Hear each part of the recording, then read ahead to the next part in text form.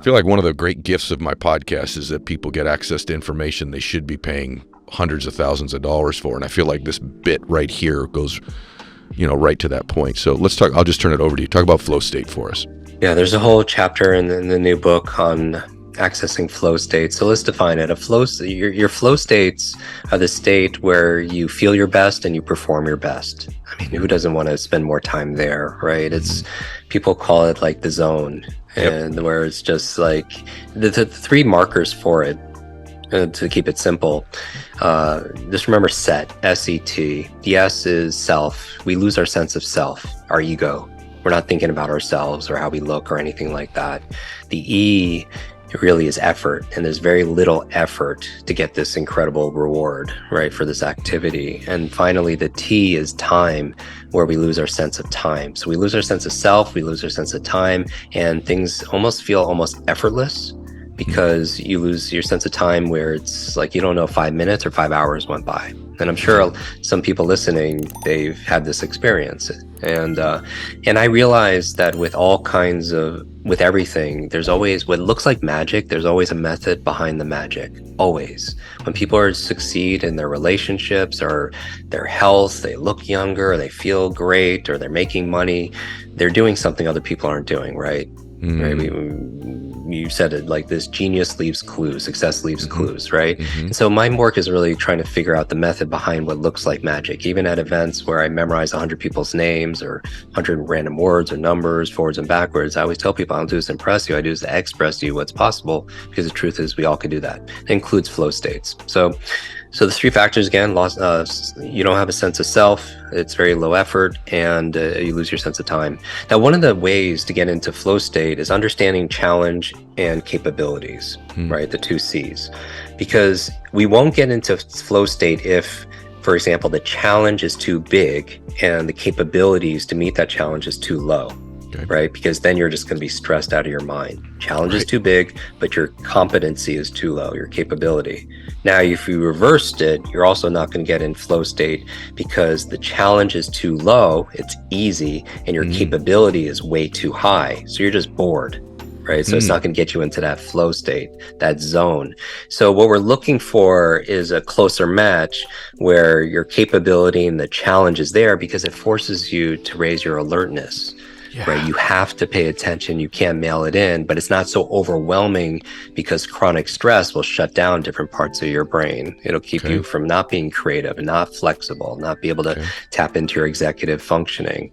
And so one of the ways to access flow is to challenge yourself in a way that your capabilities, and sometimes you have to lower your challenge or up your challenge and up your capabilities also as well. But it can definitely be done by design. And there's also brainwave states that could also support this. So we have, if you're hooked up to an EEG to measure your brainwave activity, there are 4 primary brainwave states. There's beta, alpha, theta, delta. Delta is your sleep, right? Beta is when you're most alert, you're awake. What's interesting is in the two brainwave states in between. So theta state is a state right before you go to sleep. So it's slow wave state, but not so slow you're resting, right? You're asleep. And so theta state is a state of creativity. And so by design, you could get into a theta state and be more creative, to come up with ideas, to be able to solve problems. In fact, Einstein at Princeton would sit outside of his home and sit on a rocking chair, and he would hold a rock or something like that, and he would do these thought experiments, right? Where it's sitting on a beam of light and heading towards a clock, and is the clock, what does that look like from that beam of light, kind of thing. But he would hold a rock. Why? Because he didn't want to fall asleep. Because if he fell asleep, he wouldn't be able to access that theta state. But he just wanted to be right on the edge. You know what puts you in a theta state? Showers. Water, running water. Have you ever noticed, like, when you're taking a shower, you come up with some more ideas and insights? Very much so. Yeah, I took 6 showers, Ed, right before, just to prepare for this conversation I for can you. tell, brother. It's obvious. But the water would put you in that theta state, and that's a relaxed state. So you don't have to wake up and say, "Oh, I hope I'm creative so I could write today or do my music." It's you know what it is? It's about taking the nouns in our life and turning them into verbs. So you don't have flow. There's a process for getting into flow. You don't have motivation. There's a process for motivating yourself. You know, our mutual friend Brendan Burchard says, you don't have energy, you generate energy. There's a process for generating energy. And you don't even have focus. There's a process for focusing. It's a verb. And the benefit of taking nouns and turning them into verbs, it gives you your agency back, because you don't have to hope, because hope is not a really good strategy. You hope you wake up energized or motivated or focused. You don't even have a memory. There's a 3-stage process of encoding, storing, and retrieving that you could actually memorize, right? And so we have more power than we think. The last phase, though, alpha, is really interesting when it's related to flow, because the alpha state, where theta is where you're most creative, where the information coming out, alpha state is a state of accelerated learning. So it's a state of relaxed awareness. And that's where they've done studies in Russia where they can learn languages faster, and just by accessing this alpha state.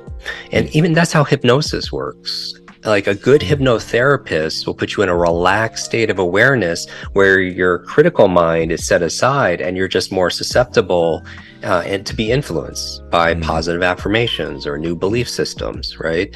And so that would put you in alpha state. 3 things that everyone could do to access that brainwave state.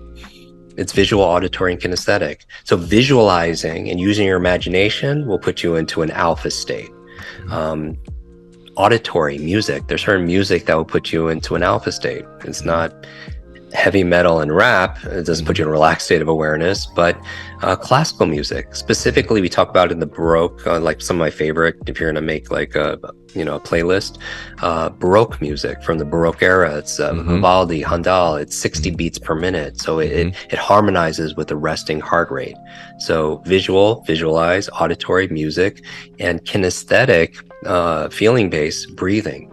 So rhythmic breathing with a longer exhale will put you into an alpha state. And isn't it interesting that some meditation processes use all 3? You could visualize this mantra or this word that or the candle, whatever you're visualizing. Or good hypnotherapists will take you down an elevator or a set of stairs, visualization. And then they'll have people relax and do the breathing. And maybe they'll have sounds of nature or classical in the background to put you into that deep state. But instead of this hypnotherapy, to be able to install new belief systems, which is extremely relevant and powerful and rewarding, you could do this for accelerating your learning. So you could put yourself in this state. So whatever is going on, you're listening to an audio book or reading, processing something, all that information will be better retained because of it.